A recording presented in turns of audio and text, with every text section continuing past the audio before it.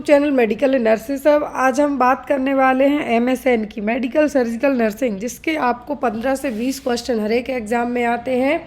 चाहे वो ग्रुप 5 का स्टाफ नर्स का पेपर हो, या आप जीएनएम पेपर दे रहे हो, या एमएससी का एग्ज़ाम दे रहे हो, पोस्ट बेसिक बीएससी नर्सिंग का, सभी में आपको क्वेश्चन तो आते ही आते हैं एमएसएन के।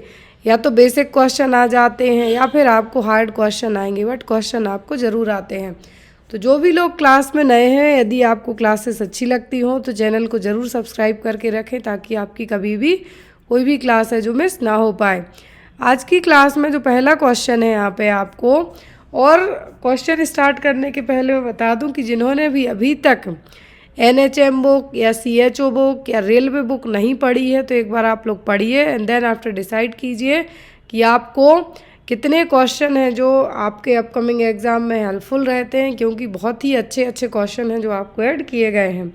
पहला क्वेश्चन है यहाँ पर जो बहुत एग्ज़ाम में आया भी हुआ है, वो आपको ये रहा।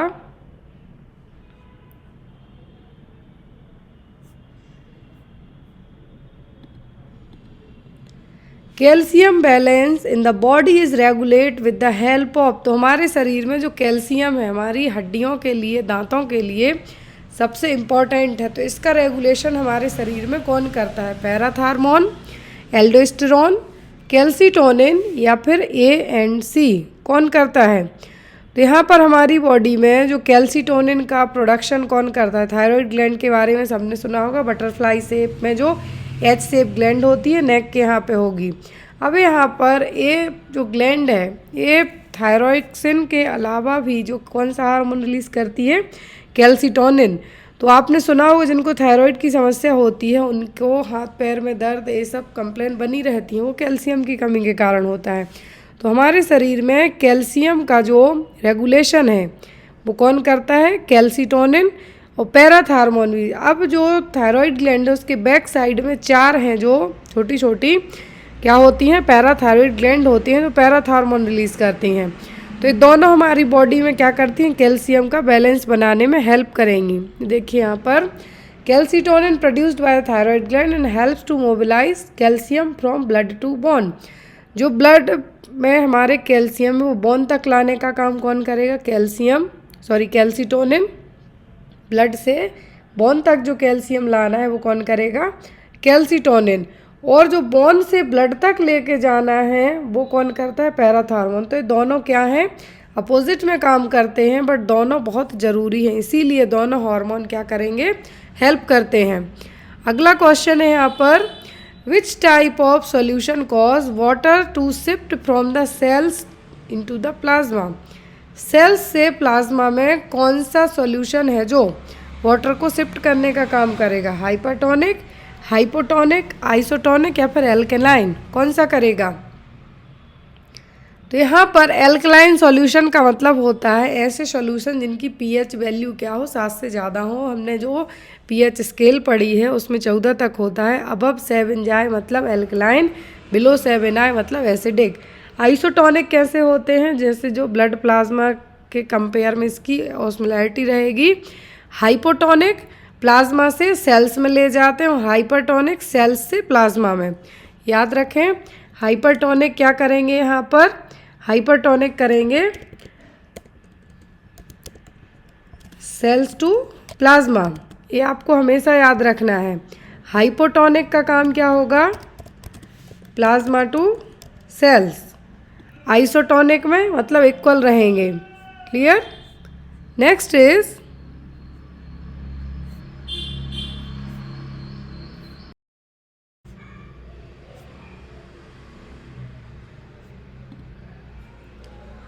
The most common preventable complication of abdominal surgery. तो सबसे कॉमन और प्रिवेंटेबल कॉम्प्लिकेशन है एब्डोमिनल सर्जरी के बाद हो सकता है, कौन सा होगा? Thrombophlebitis, fluid and electrolyte imbalance, urinary retention या फिर एटेलेक्टेसिस। कौन सा है जो मोस्ट कॉमन प्रिवेंटेबल कॉम्प्लिकेशन होगा एब्डोमिनल सर्जरी के बाद? तो कोई भी यदि एब्डोमिनल सर्जरी होती है, कॉमन तो है ही, साथ में इसको आप प्रिवेंट भी कर सकते हैं यदि प्रॉपर केयर दी गई तो। वो होगा यहाँ पर क्या? लंग्स का सिकुड़ना। क्या होगा? लंग्स का सिकुड़ना और कोलैप्स ऑफ द लंग्स। अब लंग्स का एक पार्ट कोलैप्स हो सकता है, एंटायर लंग्स हो सकते हैं, या पूरा राइट लंग्स कोलैप्स हो सकता है, लेफ्ट लंग के जो लोब है वो कोलैप्स हो सकते हैं। तो यहाँ पर लंग्स का कोलैप्स होना है जो कॉमन कंडीशन और कॉमन क्या है कॉम्प्लिकेशन डेवलप हो सकता है आफ्टर द एब्डोमिनल सर्जरी के बाद। थ्रोम्बोफ्लेबाइटिस में जो वेन है उनमें इन्फेक्शन के साथ साथ थ्रोम्बस का फॉर्मेशन होना वो कंडीशन है। यूरिनरी रिटेंशन एब्डोमिनल सर्जरी के पार्ट में नहीं आएगी, किडनी से रिलेट करती हुई प्रॉब्लम होगी। कुछ बर्न वाले पेशेंट होंगे जिसमें फ्लूइड का लॉस हो सकता है, उसमें आएंगे दोनों ऑप्शन। लेकिन एब्डोमिनल सर्जरी के बाद एटेलेक्टेसिस की कंडीशन है जो हो सकती है, जिसमें या तो एंटायर लंग्स या फिर हाफ लंग्स या एक लोब या फिर कुछ एरिया है जो कोलैप्स हो सकता है। नेक्स्ट वन है यहाँ पर, विच of the following is the normal respiratory rate of a healthy newborn baby. तो एक हेल्दी न्यूबॉर्न बेबी की रेस्पिरेटरी रेट कितनी रहेगी? 16 पर मिनट, 20 पर मिनट, 35 पर मिनट या फिर 22 पर मिनट। तो जो एक हेल्दी न्यूबॉर्न बच्चे की बात की जा रही है यहाँ पर, तो हेल्दी न्यूबॉर्न बेबी में यदि बात करें हम किसकी, पल्स रेट की, पल्स की तो 140 to 160 तक होती है। लेकिन यदि न्यूबॉर्न बेबी में रेस्पिरेटरी रेट की बात करें तो होती है 35 पर मिनट। जैसे जैसे उम्र बढ़ती जाती है रेस्पिरेटरी रेट भी क्या रहती है, घटती जाती है। जैसे जैसे एज बढ़ती जाती है वैसे वैसे पल्स रेट भी घटती जाती है। ये चीज़ आपको हमेशा माइंड में रखना है। जन्म से लेकर 6 हफ्तों तक बच्चों को आप चेस्ट पे हाथ रखिए, कितना फास्ट ब्रीदिंग करते हैं, वो जब आप काउंट करेंगे 35 से ज़्यादा ही होगा। यदि आप थोड़े बड़े बच्चों में देखें तो 20 to 30 जा सकता है, मतलब टोडलर एज हो गई जो 1 से 3 साल के। यंग चिल्ड्रन है तो 20 से 25, और 15 साल से ज़्यादा है तो एज़ पर नॉर्मल एडल्ट की तरह ही उनकी जो रेस्पिरेटरी रेट है और पल्स रेट है रहेगी। तो यहाँ पर यदि रेस्पिरेटरी रेट की हम बात करें तो आपको हमेशा माइंड में रखना है अबव 35 to 60 तक न्यूबॉर्न बेबी में रहेगी। पल्स रेट की बात करें हम तो 140 to 160 तक नॉर्मल रहेगी। Next one is, what should the nurse do first when a male client is having a tonic clonic seizures. तो यदि किसी पर्सन को टॉनिक क्लॉनिक सीजर्स आ रहे हैं तो फर्स्ट प्रायोरिटी क्या होगी? Restrain the client's leg and arms, elevate the head of bed, place a tongue blade in the client mouth, take measures to prevent injury। अब यदि आपको एग्जाम में प्रायोरिटी बेस्ड क्वेश्चन आते हैं, यदि आपके पास एक ऑप्शन है एयर भी मेंटेन करना, दूसरा है सर्कुलेशन, और तीसरा है किसी भी तरीके से फॉल डाउन होने से बचाना, तो अब आप किसको मार्क करेंगे? तो यहाँ पर डिपेंड करता है सिचुएशन पर। ओनली टॉनिक क्लॉनिक सीजर्स को छोड़कर यदि बर्न पेशेंट की बात की जाए तो बर्न पेशेंट में आप हमेशा फ्लूइड एंड इलेक्ट्रोलाइट को महत्व देंगे। यदि किसी शॉक का मरीज हो या फिर कोई अदर इंजरी वाला मरीज हो कोई अदर, तो एयरवे देन सर्कुलेशन क्या है, first airway then after the circulation. यदि सीजर्स का फिट्स का कन्वर्जन का हो तो यहाँ पे आप सांसें बाद में उसकी चेक कीजिएगा। फर्स्ट प्रायोरिटी होगी कि जब उसको सीजर्स आ रहे हैं उस दौरान वो कुछ अपने आप को और चोट ना लग जाए, क्योंकि उसको कुछ भी नहीं पता उसके साथ क्या हो रहा है। ये एज अ नर्स आपकी रिस्पॉन्सिबिलिटी है और उसके फैमिली मेम्बर्स की रिस्पॉन्सिबिलिटी है कि उसको इंजरी से प्रिवेंट करें। ना तो अब वो इंजरी उसको बांध के प्रिवेंट की जा सकती है, ना head of the bed elevate करके, टंग ब्लेड मुँह में डाल के, क्योंकि ड्यूरिंग द सीजर्स कभी कभी टीथ से टंग है जो बाइट भी हो जाती है और ब्लीडिंग होना स्टार्ट हो सकती है मुंह से। बट इन केस यदि ऐसा आपको कुछ नहीं करना है, यदि किसी को टॉनिक क्लोनिक सीजर्स आते हैं, कन्वल्जन्स आते हैं, आपको उसके चारों तरफ जो भी इन्वायरमेंट है उसको सेफ फील कराना है। फील कराने का मतलब जो भी चीज़ें आसपास रखी हुई हैं उनको दूर करना है। आफ्टर दैट वो खुद से जब रिलैक्स मोड में जाएगा तो वो ठीक होगा, उस दौरान उसको कोई भी चोट नहीं लगनी चाहिए। तो यदि वही मैंने आपको बताया कि प्रायोरिटी बेस्ड क्वेश्चन में टॉनिक क्लोनिक सीजर्स की बात की जाए या सीजर्स की या कन्वल्जन्स की या फिट्स की, फर्स्ट प्रायोरिटी हमेशा इंजरी से प्रिवेंट करना होना चाहिए। Next one is, which of these client is at greatest risk for falls. तो गिरने के लिए सबसे ज़्यादा रिस्की किस उम्र के क्लाइंट होंगे? A 77-year-old female client in a client room that has low glare floors, An 87-year-old female client in a client room that has low glare floor. 27-year-old sedated male client. 37-year-old male client with impaired renal perfusion. सबसे ज़्यादा गिरने का risk किस उम्र के मरीज में होगा? 77 साल का ओल्ड क्लाइंट है, लो ग्लेयर फ्लोर्स है, उसमें चांस कम होंगे। 87 वाली फीमेल क्लाइंट में भी कम होंगे। लेकिन जो सेडेटेड है, सेडेटेड का मतलब मेडिकेशन दिए गए, सेडेटिव्स दिए गए हैं, तो उसके गिरने के चांस ज़्यादा होंगे कंपेयर टू 37 ईयर, 87 और 77 ईयर वाले के। सेडेशन के कारण उसको, उसका मूड तो ऑलरेडी क्या रहेगा, दूसरे ही उसमें रहेगा, तो उस दौरान उसके गिरने के रिस्क ज़्यादा होंगे। तो यहाँ पे आंसर क्या होगा? 27 year old sedated male client. Next is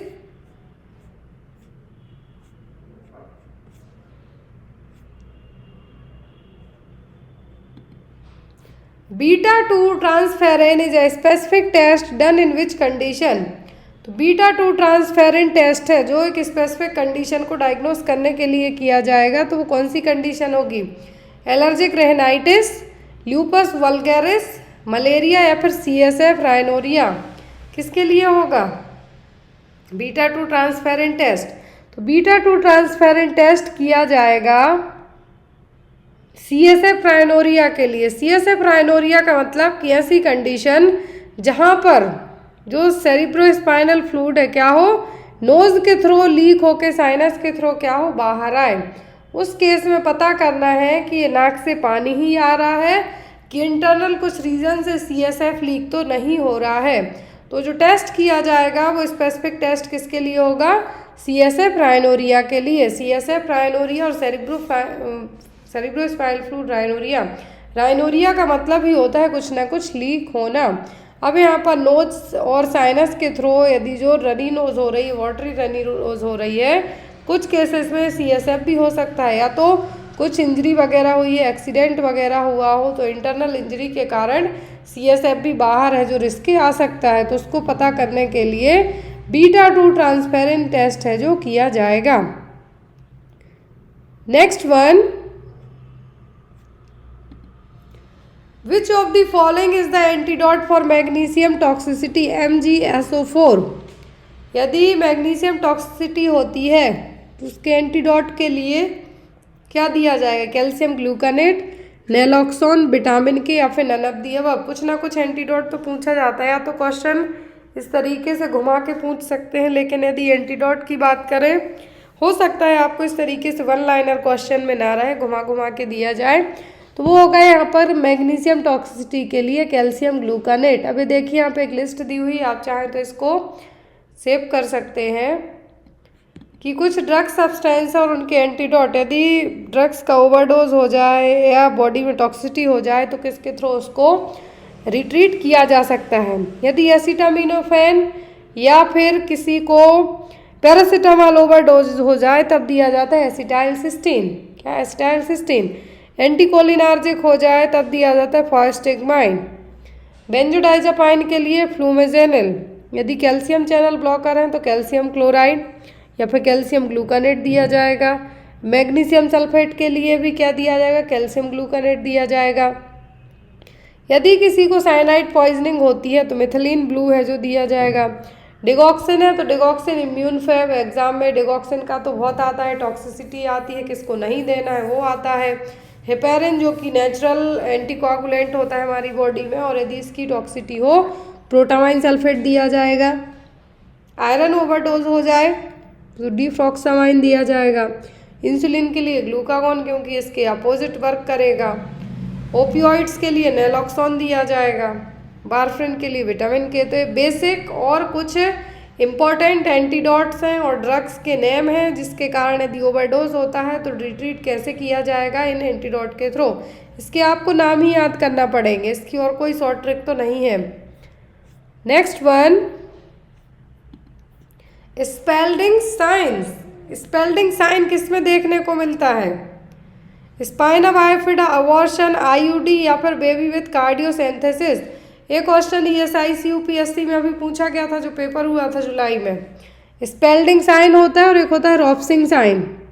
तो स्पेल्डिंग साइन देखने को मिलता है जब यूट्रस में ही बच्चे की डेथ हो जाए। यूट्रस में बच्चे की डेथ हो जाती है तो जो ओवरलैपिंग होगी, फीटल स्कल की जो बोन है एक दूसरे के ऊपर क्या होंगी, ओवरलैप होंगी, तो वो कहलाता है स्पेल्डिंग साइन। क्या है? Spalding sign. एग्जाम में आता है, यदि क्रेनियल बोन्स और जो सूचर्स हैं गर्भ में ही बच्चे की डेथ हो जाए, फीटस की डेथ हो जाए, तो यहाँ पर जो बोन है एक दूसरे के ऊपर क्या होती हैं, ओवरलैप होना स्टार्ट हो जाती हैं। फीटल डिवाइस के कारण होता है। किसके कारण? फीटल डिवाइस के कारण। और ये जनरली 7 दिनों के अंदर है जो देखने को मिलेगी ये कंडीशन। किसके अंदर? 7 दिनों के अंदर। दूसरा होता है रॉबर्ट साइन, यहाँ पे मैं ऐड कर देती हूँ। तो ये तो हो गया कौन सा? स्पेल्डिंग साइन, जिसमें क्रेनियल नर्व, क्रेनियल बोन्स और स्कल फीटल बोन्स क्या होंगी, ओवरलैप होती हैं। और ये जनरली फीटल डेथ के आफ्टर विदिन 1 वीक के अंदर देखने को मिलेगा। एक होता है यहाँ पर रॉबर्ट साइन। क्या है? Robert sign. रॉबर्ट साइन में देखने को क्या मिलेगा? गैसियस टाइप की गैस शैडो देखने को मिलेगी। क्या होगा यहाँ पे? गैस शैडो देखने को मिलेगी हार्ट के यहाँ पर, विद इन द हार्ट। जो फीटल हार्ट है यहाँ पर गैस शैडो है जो देखने को मिलेगी, वो कहलाता है रॉबर्ट साइन। दोनों साइन याद रखें। इंट्रायूट्राइन डेथ में यदि फीटस की गर्भ में ही डेथ हो जाए, फीटल डिमाइस हो जाए, उसके कारण यदि बच्चे की जो फीटल स्कल की बोन है वो ओवरलैप होती हैं, तो वो कहलाता है स्पेल्डिंग साइन। रॉबर्ट साइन का मतलब होता है कि जो पल्स रेट चेक करते हैं आप बच्चे की फीटोस्कोप के थ्रू, तो वहाँ पर जब स्कैनिंग की जाएगी तो उस दौरान गैस टाइप के बबल्स दिखेंगे, तो वो कहलाता है Robert sign. Next one is alcohol is using in clinical setting for the skin disinfection. This alcohol is made by। तो यदि क्लिनिकल सेटिंग में अल्कोहल का यूज़ किया जा रहा है तो वो कौन सा अल्कोहल होगा? इथाइल, मिथाइल, इथेनॉल या फिर आइसोप्रोपिल। कौन सा अल्कोहल यूज़ किया जाएगा? जो आप स्किन पर, अपने हाथों पर सैनिटाइज़र का इस्तेमाल करते हैं, वो भी एक क्लिनिकल सेटिंग का हिस्सा होगा। और वो डिसइंफेक्शन के लिए जो अल्कोहल यूज़ किया जाएगा वो होता है आइसोप्रोपिल अल्कोहल। कौन सा? Isopropyl alcohol. नाम याद रखें। नेक्स्ट है यहाँ पर most commonly performed test for assessing the adequacy of sperm is. Sperm की एडिक्वेसी का पता लगाने के लिए कौन सा टेस्ट किया जाता है? स्पर्म मोटिलिटी, स्पर्म मॉर्फोलॉजी, सीमेन वॉल्यूम या फिर स्पर्म काउंट। स्पर्म एडिक्वेसी मतलब कि सीमेन में जो जितनी काउंटिंग होनी चाहिए, एक नॉर्मल काउंटिंग, उतना स्पर्म सीमेन में उतने स्पर्म है या नहीं, उसके लिए कौन सा टेस्ट किया जाएगा? कौन से टेस्ट के थ्रू पता चलेगा? स्पर्म मोटिलिटी टेस्ट, मॉर्फोलॉजी, सीमेन वॉल्यूम या फिर स्पर्म काउंट। हो सकता सीमेन 5 ml हो, एजैकुलेट हो 1 टाइम में, लेकिन उसमें स्पर्म हो ही ना। स्पर्म हो यदि, काउंटिंग ठीक है, तो स्पर्म क्या हो? मोटाइल ना हो। तो ये सब चीज़ें इफेक्ट करेंगी। तो यहाँ पर जो कॉमनली टेस्ट किया जाएगा एडिक्वेसी ऑफ स्पर्म के लिए वो होता है स्पर्म मोटिलिटी। क्या होगी? Sperm motility. According to WHO के 1 ml सीमेन में एटलीस्ट 15 मिलियन स्पर्म होने चाहिए। यदि इससे कम होते हैं तब इस कंडीशन को क्या कहा जाता है? 15 जो मिलियन पर ml में स्पर्म कम होते हैं तो ये कहलाता है oligospermia.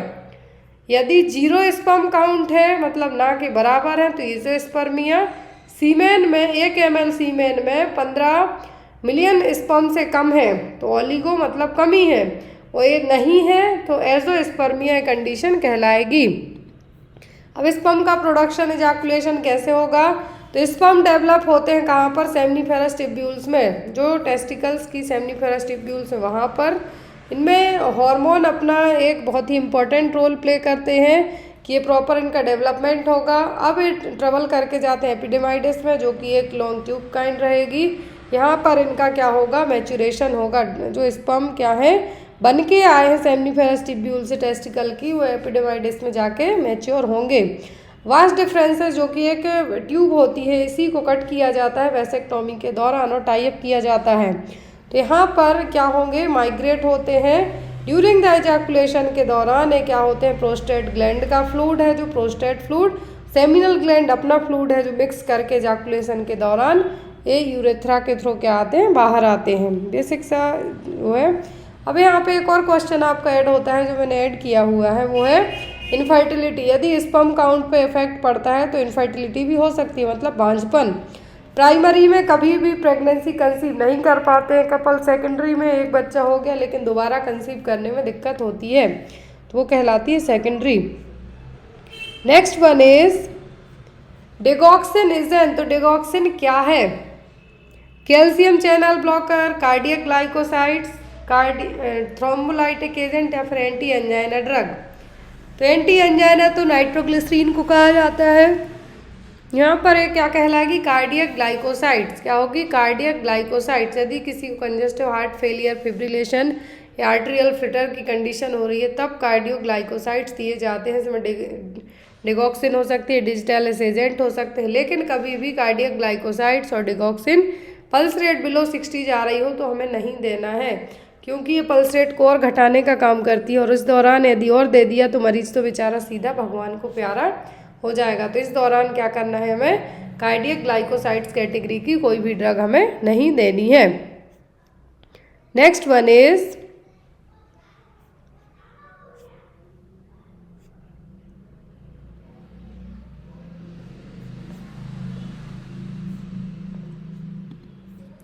Strawberry spot vagina is seen in.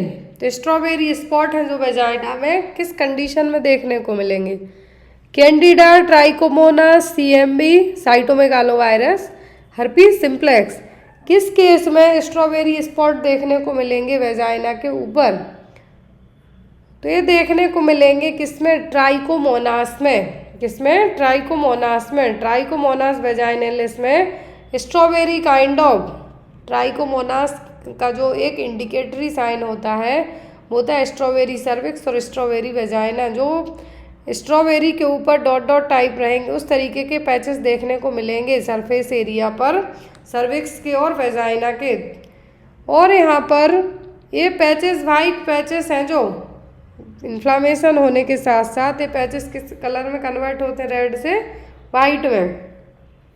तो स्ट्रॉबेरी सर्विक्स यदि पूछें, स्ट्रॉबेरी सर्विक्स या फिर स्ट्रॉबेरी वेजाइना, तो ये देखने को मिलती है ट्राइकोमोनास वेजाइनलिस के इन्फेक्शन में। नेक्स्ट वन इज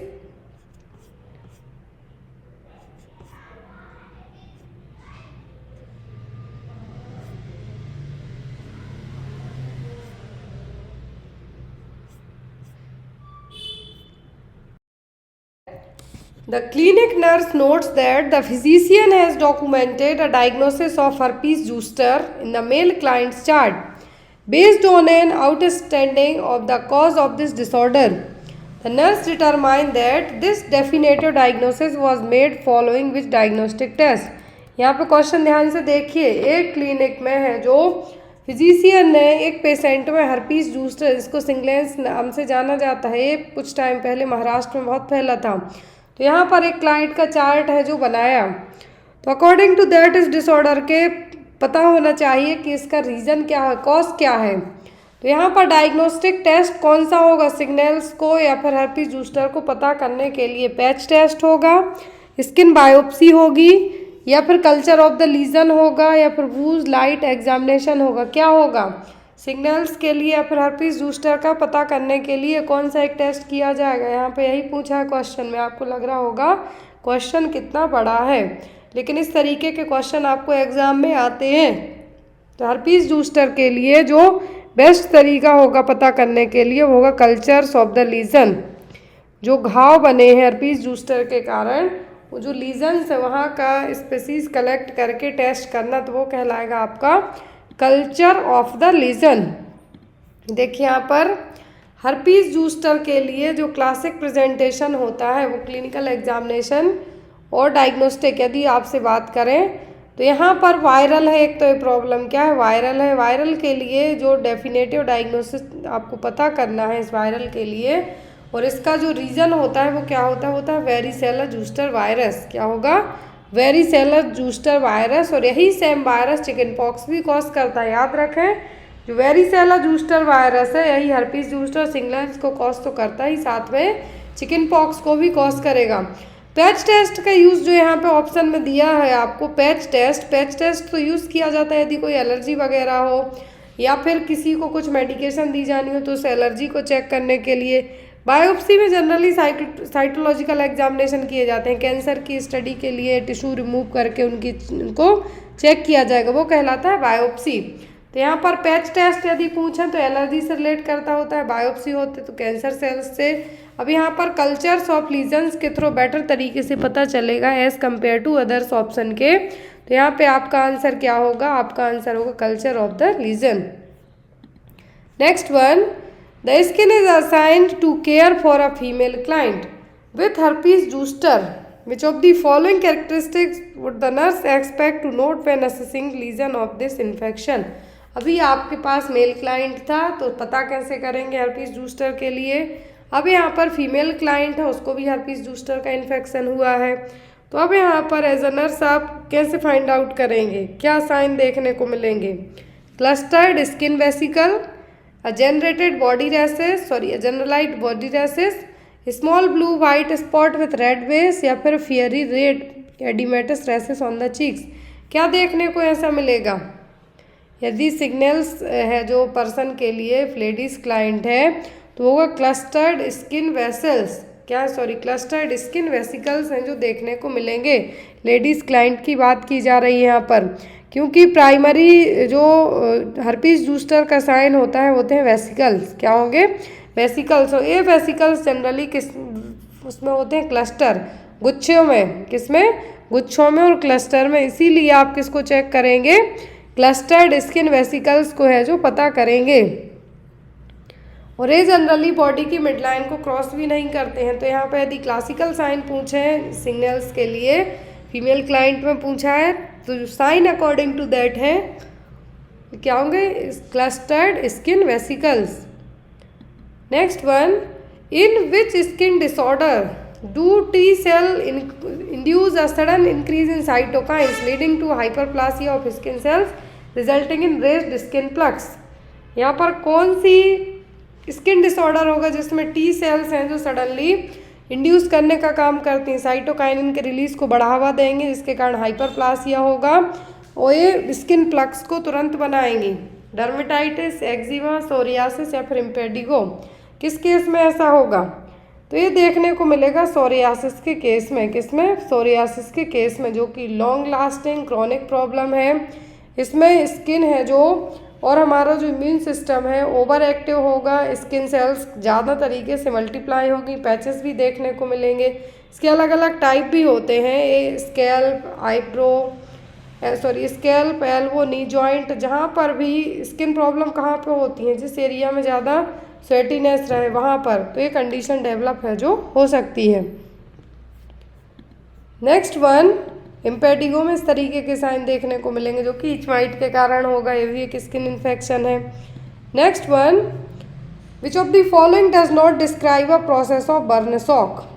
तो बर्न शॉक के मरीज में कौन सी प्रोसेस नहीं होगी, increased vascular permeability, intravascular hypovolaemia, development of oedema, psychological impact from suffering a burn. Burn shock मतलब वही पर्सन की अचानक से जान भी जा सकती है। हाइपोवॉलेमिया तो होता ही है, एडिमा भी देखने को मिलेगा, परमेबिलिटी भी होगी, लेकिन यहाँ पर साइकोलॉजिकल इम्पैक्ट के कारण यदि पर्सन बर्न हुआ है तो यहाँ पे ऐसा नहीं हो। Psychological impact from suffering a burn, psychological impact पड़ेगा लेकिन शॉक का इससे लेना देना नहीं होगा, वो बात की बात है। पहले जान बची सो लाखों पाए वाली सिचुएशन होगी यहाँ पर, तो आंसर आपका होगा D. Next one is, what is the most common reason for a spontaneous abortion in the first trimester. यदि किसी फीमेल का फर्स्ट ट्राइमेस्टर में अबॉर्शन हो जाए तो उसका मेन रीज़न क्या होगा, uterine abnormality, chromosomal abnormality, endocrine disorder या फिर थ्रोम्बोफिलिया।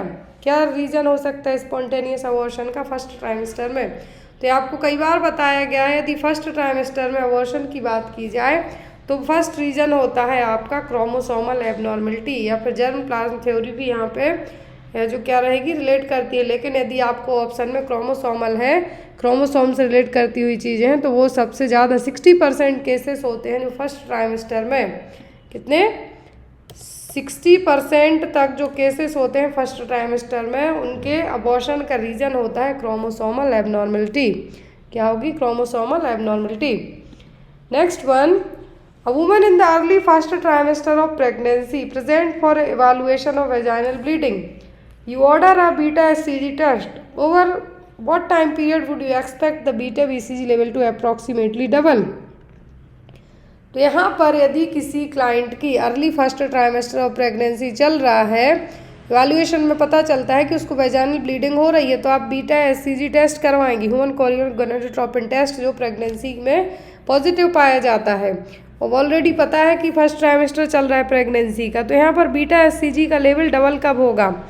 48 to 72 आवर में, 12 to 24 hour, 24 to 48 hour, 96 to 110 hour में। तो जो बीटा एचसीजी हार्मोन है, इसका लेवल है जो डबल कब हो सकता है? 48 से 72 घंटों में। कितने में? 48 to 72 आवर में लेवल कितना हो सकता है? डबल हो सकता है। अब यदि यहाँ पे बात करें हम, तो एक हेल्दी प्रेगनेंसी में 53% से भी कम है जो 2 दिन में डाउन भी हो सकता है। तो यहाँ पर यदि डबल की बात करें बीटा एचसीजी लेवल की, तो फर्स्ट 12 वीक ऑफ प्रेगनेंसी और फर्स्ट ट्राइमेस्टर में 48 से 72 घंटों के बीच में कैसे रहता है? डबल रहेगा।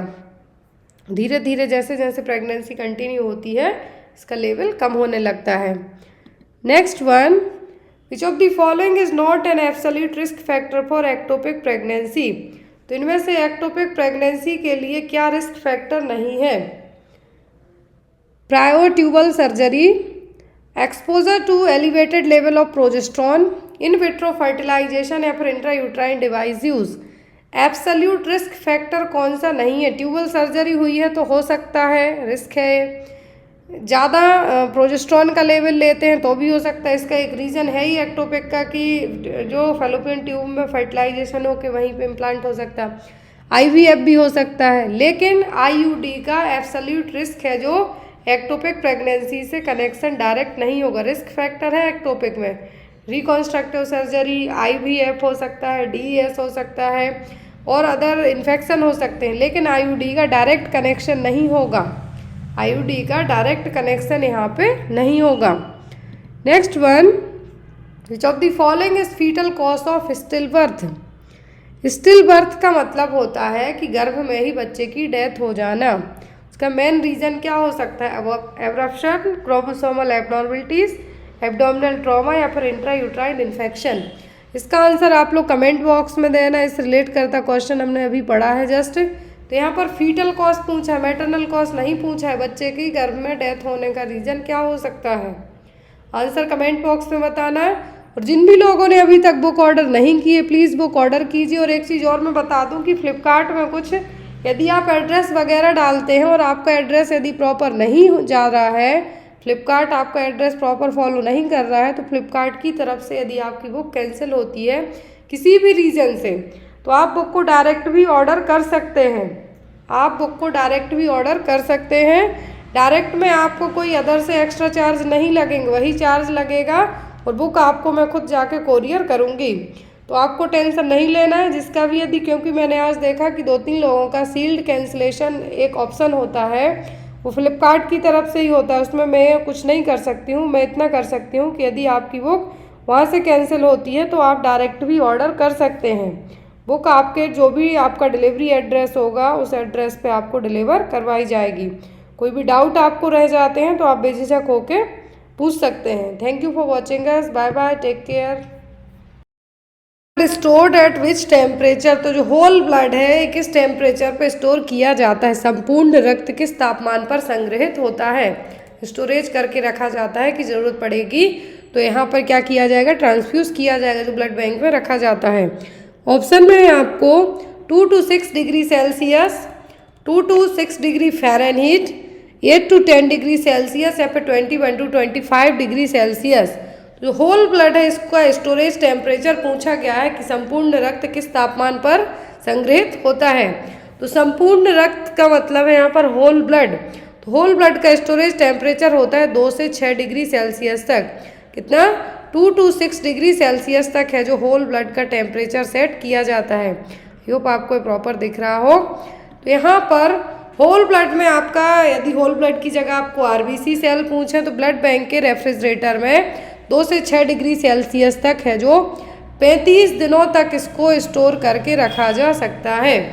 फिर फ्रेश फ्रोजन प्लाज्मा की बात करें, ये आपको अलग से याद रखना है कि यदि होल ब्लड पूछा है तो 2 से 6 डिग्री सेल्सियस तक, लेकिन फ्रेश फ्रोजन प्लाज्मा एफएफपी की बात करें तो -30 डिग्री सेल्सियस और उससे भी कम, वो भी 1 साल तक के लिए स्टोर करके रखा जा सकता है। फिर प्लेटलेट, तो प्लेटलेट्स के लिए रखा जा सकता है 22 डिग्री सेल्सियस पर, 22 डिग्री सेल्सियस पर ओनली फॉर 5 डेज। तो यहाँ पर आपको बेसिक से मोस्ट ऑफ दी एग्जाम में होल ब्लड पूछते हैं, फ्रेश फ्रोजन प्लाज्मा पूछते हैं, और यदि ज़्यादा से ज़्यादा हुआ तो जो यहाँ पर कितने टाइम के लिए रखते हैं वो बस पूछते हैं। नेक्स्ट है यहाँ पे आपको विच इज़ द लास्ट और end product of the coagulation process, स्कंदन प्रक्रिया का अंतिम या अंतिम उत्पाद कौन सा है? लास्ट और एंड प्रोडक्ट कौन सा है कोआगुलेशन प्रोसेस का? प्रोथ्रोम्बिन, फाइब्रिन, कैल्शियम या फिर फाइब्रिनोजन। लास्ट प्रोडक्ट क्या बनता है जो कोआगुलेशन प्रोसेस होती है कोआगुलेटिंग फैक्टर्स के साथ में आपकी बॉडी में, तो यहाँ पर कोआगुलेशन होगा जब जो थक्का बनता है, थक्का बनने की प्रोसेस का लास्ट जो प्रोडक्ट बन के आएगा वो क्या है? ये है सभी क्लॉटिंग में जो कोआगुलेशन प्रोसेस होती है उसमें कुछ ना कुछ तरीके से हेल्प सब करते हैं, लेकिन लास्ट प्रोडक्ट बनता है फाइब्रिन। क्या बनेगा? फाइब्रिन, स्टेबल फाइब्रिन क्लॉट, जो कि यहाँ पे लास्ट, फाइब्रिन के पहले क्या आता है? फाइब्रिनोजन। तो यहाँ पर इंट्रिंसिक फैक्टर है, एक्सट्रिंसिक फैक्टर होते हैं। तो एक्सट्रिंसिक फैक्टर टिश्यू डैमेज होने के टाइम से स्टार्ट होते हैं। Prothrombin, thrombin, fibrinogen and fibrin. तो ये आपको यहाँ तक किस स्टेप याद रखना है। जो फैक्टर होते हैं वो कितने होते हैं ये भी यहाँ पे है। फर्स्ट फाइब्रिनोजन, दूसरा कहलाता है प्रोथ्रोम्बिन, तीसरा है टिश्यू फैक्टर, क्या है? Tissue factor. चौथा है आइसोनियाजिड कैल्शियम। ये आपको एग्जाम में आता है कि ब्लड क्लॉटिंग में कौन सा जो कोआगुलेटिव फैक्टर है वो होता है, तो होता है कैल्शियम, आयोनाइज्ड कैल्शियम। फिर लेबाइल फैक्टर 5वें नंबर पर है, 6वें पे अनअसाइंड है, मतलब 7वें नंबर का, 6वें नंबर का कोई फैक्टर नहीं दिया गया है। फिर आपका आता है यहाँ पर 7वां में तो प्रो कन्वर्टिन, 8वां है एंटी हीमोफिलिक फैक्टर। इसी की कमी से हीमोफीलिया होता है। याद रखें हीमोफिलिक फैक्टर क्यों कहा गया, सॉरी इसको एंटी हीमोफिलिक फैक्टर क्यों कहा गया, क्योंकि फैक्टर 8 होता है जो कोआगुलेशन के जो यहाँ पे फैक्टर है क्लॉटिंग फैक्टर, तो 8वें नंबर के फैक्टर की डेफिशिएंसी के कारण ही हीमोफीलिया होता है। फिर 9वें पे आता है प्लाज्मा थ्रोम्बोप्लास्टिन कंपोनेंट, और इसको कहा जाता है क्रिसमस फैक्टर। 11वें पे प्लाज्मा थ्रोम्बोप्लास्टिन एंटीग्रेंट, 12वें पर है हैगमैन, और 13वें पर है फाइब्रिन स्टेबलाइजिंग फैक्टर। फिर यहाँ पर आपको मोस्टली जो अब यहाँ पे आपके क्लॉटिंग फैक्टर से एग्जाम में जो क्वेश्चन आते हैं, इसको आपको शॉर्ट में भी 5 मिनट के वीडियो में बता दिया जाएगा कि क्लॉटिंग फैक्टर से आपको क्या क्या आता है। पहला पीटी टाइम, ब्लीडिंग टाइम, और यहाँ पर आपको फिर आते हैं इसके फैक्टर, कैल्शियम कहाँ पे एक्ट करेगा, कौन सा हीमोफिलिक फैक्टर है, तो 8वें नंबर के फैक्टर को कंसीडर किया जाता है। लास्ट प्रोडक्ट क्या बनेगा, तो वो होगा फाइब्रिन। ये बेसिक क्वेश्चन आपको एग्जाम में आते हैं। नेक्स्ट है most common haemoglobin in normal, fetal and newborn is. तो कौन सा हीमोग्लोबिन सबसे आम है, कॉमन है? नॉर्मल हीमोग्लोबिन है जो नॉर्मल फीटल है और न्यूबॉर्न बेबीज हैं। HbF, HbA, HbG या फिर नन ऑफ दी अबव। कौन सा फैक्टर है सबसे कॉमन नॉर्मल, फीटल और न्यूबॉर्न में? सबसे कॉमन हीमोग्लोबिन क्या है? तो यहाँ पर आपको बताना है कि कॉमन हीमोग्लोबिन क्या है। यदि बच्चा क्या है, नॉर्मल है, न्यूबॉर्न है और फीटस मतलब यूट्रस में है तब। तो यहाँ पर फीटल हीमोग्लोबिन की बात कर रहे हैं हम, तो वो होता है HbF। क्या है? HbF है जो HbF, Hb का मतलब है यहाँ पर क्या, हीमोग्लोबिन। तो जो HbF हीमोग्लोबिन है वो बच्चों में पाया जाता है, किसमें? बच्चों में पाया जाता है। तो जो नॉर्मली है वो कौन सा है? वो HbF एडल्ट में पाया जाता जाएगा, सॉरी न्यूबॉर्न बेबीज में और फीटल में वो क्या होगा? Haemoglobin F, HbF alpha 2 gamma 2। लेकिन यदि एडल्ट्स में बात करें तो एडल्ट्स में पाया जाएगा ये कम्प्लीटली रिप्लेस्ड हो जाएगा 1 ईयर के बाद। 6 to 12 मंथ की एज तक के जो हीमोग्लोबिन HbF है रिप्लेस्ड हो जाएगा किससे? हीमोग्लोबिन A से, अल्फा 2 बीटा 2। पहले अल्फा 2 गामा 2 है HbF में, लेकिन फिर अल्फा 2 बीटा 2 जो चेन है यहाँ पर, जो हीमोग्लोबिन वाली चेन है यहाँ पर, वो क्या हो जाएगी? HbA, मतलब अल्फा 2 और बीटा 2। पहले होता है अल्फा 2 और गामा 2। तो यहाँ पर आपको याद रखना है कि फुल टर्म न्यूबॉर्न बेबीज में और फीटल लाइफ में जो हीमोग्लोबिन है वो क्या है? HbF, मतलब फीटल हीमोग्लोबिन। फिर HbA में, HbA का मतलब है हीमोग्लोबिन इन एडल्ट, तो यहाँ पर एडल्ट में कौन सा होगा? HbA। Next one is which of the following blood cells plays an important role in blood clotting? Blood clotting में कौन सी सेल्स इंपॉर्टेंट रोल प्ले करती हैं? निम्नलिखित में से कौन सी रक्त कोशिकाएं रक्त का थक्का जमने में महत्वपूर्ण भूमिका निभाती हैं? थ्रोम्बोसाइट, न्यूट्रोफिल्स, ल्यूकोसाइट्स या फिर इरिथ्रोसाइट्स? इरिथ्रोसाइट्स का मतलब होता है रेड ब्लड कार्पसेल्स और रेड ब्लड सेल्स। क्या है? रेड ब्लड कार्पसेल्स और रेड ब्लड सेल्स। लिम्फोसाइट्स, जो ल्यूकोसाइट है, न्यूट्रोफिल्स हैं, सभी लिम्फोसाइट्स के पार्ट्स हैं, टाइप हैं। तो जो लिम्फोसाइट्स हैं वो क्या है? वो कहलाती हैं वाइट ब्लड कार्पसेल्स। लिम्फोसाइट करती हैं आपकी हेल्प जब आपकी बॉडी में कोई बाहरी फॉरेन मटेरियल आ जाए तो लड़ने में हेल्प करेंगी। आपका जो ये कह सकते हैं कि डिफेंडर सेल है वो क्या है? वो है लिम्फोसाइट्स। फिर थ्रोम्बोसाइट्स मतलब प्लेटलेट्स, तो प्लेटलेट्स ही हैं जो ब्लड क्लॉटिंग में हेल्प करती हैं। तो यहाँ पर थ्रोम्बोसाइट्स को क्या कहा जाता है? प्लेटलेट्स। तो प्लेटलेट्स आपका और जो थ्रोम्बोसाइट है correct answer. Good attachment sign of breastfeeding are all except, तो सभी गुड अटैचमेंट साइन है ब्रेस्ट फीडिंग के किसी एक को छोड़कर 4 कार्डिनल साइन कंसीडर किए जाते हैं गुड अटैचमेंट साइन के, कि बच्चा जो बेबी है प्रॉपर तरीके से ब्रेस्ट फीडिंग कर रहा है या नहीं। ऑप्शन में है baby's mouth widely open, lower lip turn inward, baby's chin touch the breast, majority of areola is inside baby's mouth. Good attachment sign की बात की जा रही है कि बच्चा प्रॉपर तरीके से फीड कर रहा है या नहीं। वो यहाँ पर होगा कि सबसे पहला बेबी का माउथ है जो वाइडली ओपन होगा, बड़े तरीके से मुंह खोलेगा। लोअर लिप हमेशा जो नीचे का लिप है बाहर की तरफ रहेगा, आउटवर्ड। बेबी का चिन है जो माँ के ब्रेस्ट को टच करेगा, और एरियोला का जो मोस्ट ऑफ द पार्ट है बेबी के मुंह के अंदर रहेगा। तो यहाँ पर गुड अटैचमेंट साइन होगा। अब एक्सेप्ट करके क्वेश्चन है तो आपका आंसर क्या होगा? फर्स्ट तो बिल्कुल सही है कि बेबी का माउथ वाइडली ओपन होगा।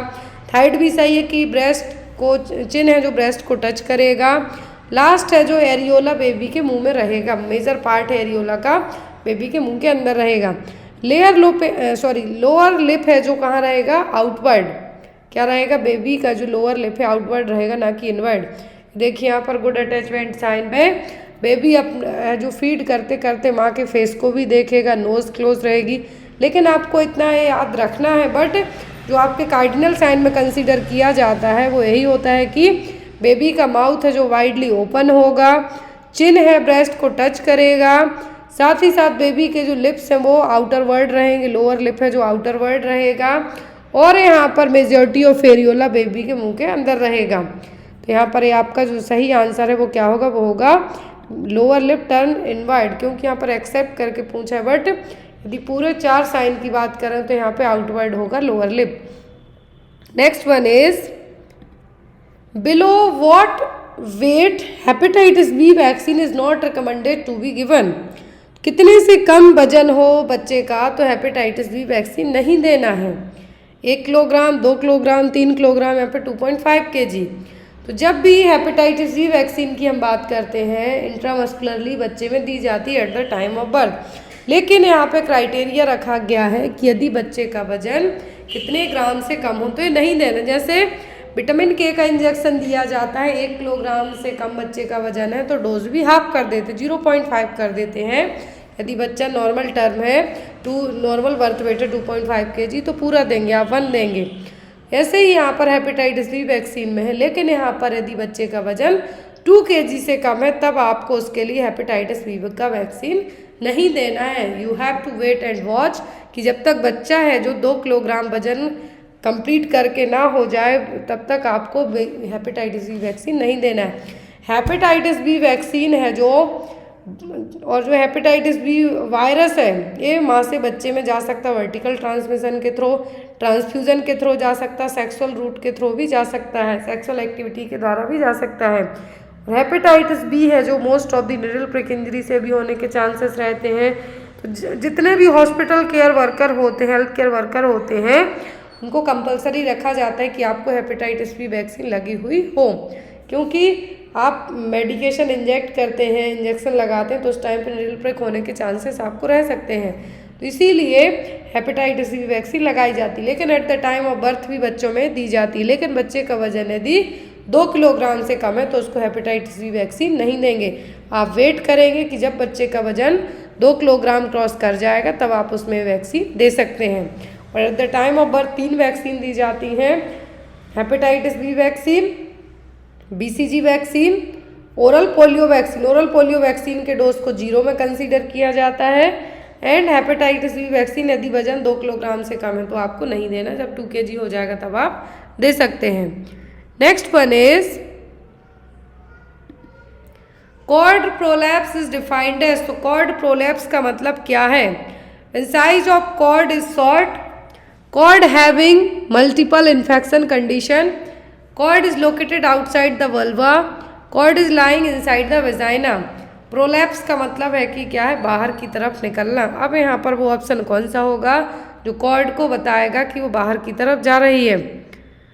तो वो होगा यहाँ पर आपका कौन सा ऑप्शन, कॉर्ड की साइज कभी भी छोटी तो नहीं होगी। मल्टीपल इन्फेक्शन कंडीशन यहाँ पर प्रोलैप्स होने के बाद होंगी, पहले नहीं होंगी। तो यहाँ पर जो आपका आंसर होगा वो क्या होगा, cord is located outside the vulva, vulva के बाहर की तरफ रहेगी। अब यहाँ पर ओवर्ट कॉर्ड प्रोलैप्स टाइप है, अब एक क्लिनिकल टाइप है कॉर्ड प्रोलैप्स के, पता चलेगा कि कॉर्ड वल्वा के बाहर की तरफ आ गई है, मतलब क्या है, प्रोलैप्स हो गई है। तो यहाँ पर इनसाइड द वेजाइना और outside the vulva following rupture of the membrane, जो कि कॉमन टाइप है, मतलब कॉर्ड क्या है, इनसाइड द वेजाइना के अंदर रहेगी लेकिन वल्वा के बाहर आ जाएगी, जो कि मेम्ब्रेन रप्चर होने के कारण होगा, और सबसे कॉमनली यही होगी। और कॉर्ड फ्यूनिक प्रेजेंटेशन, कॉर्ड फ्यूनिक प्रेजेंटेशन का मतलब है कि प्रेजेंटिंग पार्ट से ही पहले बाहर आ जाए, इंटैक्ट रहे बैग ऑफ मेम्ब्रेन, जो एमनियोटिक फ्लूइड वाला जो बैग है वो क्या रहेगा, इंटैक्ट रहेगी मेम्ब्रेन, लेकिन अम्बिलाइकल कॉर्ड वेजाइनल एग्जामिनेशन में पाल्पेट हो जाएगी कि बेबी नहीं है बाहर, पहले कॉर्ड बाहर आ गई है। Occult cord prolapse side of the presenting part it not felt by the finger, internal examination करेंगे तभी फील नहीं होगी, लेकिन ये जब मेम्ब्रेन रप्चर होगी उस टाइम पे जरूर फील होगी। सबसे कॉमनली जो प्रोलैप्स होती है overt cord prolapse. Next one is during intrauterine life neural tube is closed completely. तो जो इंट्रायूट्राइन लाइफ होती है उसमें न्यूरल ट्यूब कितने दिनों में क्लोज हो जाती है? On very first day, on 5th day, on 11th day, by 4th to 5th day. तो सबसे पहले बच्चे में बनती है न्यूरल ट्यूब। क्या बनती है? Neural tube. कंसीव करने के बाद है जो सबसे पहला क्या बनता है, न्यूरल ट्यूब। और एक क्लोज होने का ड्यूरेशन क्या है, इसका आंसर आप लोग कमेंट बॉक्स में देना, क्योंकि ये क्वेश्चन हम कई बार पढ़ चुके हैं। माँ को फॉलिक एसिड भी दिया जाता है ताकि न्यूरल ट्यूब है जो प्रॉपर बने, और जो होने वाला अपकमिंग बेबी है उसको न्यूरल ट्यूब डिफेक्ट से भी प्रिवेंट किया जा सके। तो फॉलिक एसिड की बहुत ज़्यादा ज़रूरत होती है क्योंकि इस टाइम पे न्यूरल ट्यूब का डेवलपमेंट होता है। तो इसीलिए जो न्यूरल ट्यूब है कितने वीक में क्लोज होगी, अब आप इसका आंसर कमेंट बॉक्स में देंगे। आई होप आपको आज का सेशन अच्छा लगा हो। कोई भी डाउट रह जाता है तो आप बेझिझक होके पूछ सकते हैं। Thank you for watching us. Bye bye, take care.